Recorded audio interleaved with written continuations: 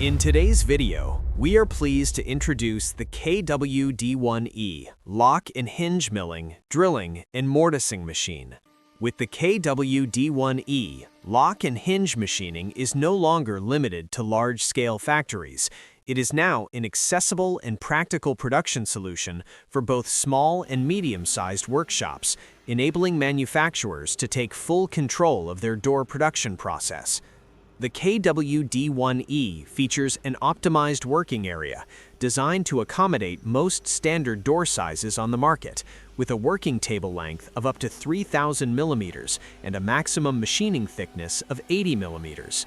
The machine is equipped with 3 vertical lock milling and drilling units, combined with 2 high-power horizontal machining units, ensuring stable, precise, and reliable performance during continuous operation. A key advantage of the KWD1E is its ability to machine both sides of the door in a single setup without the need to flip the workpiece.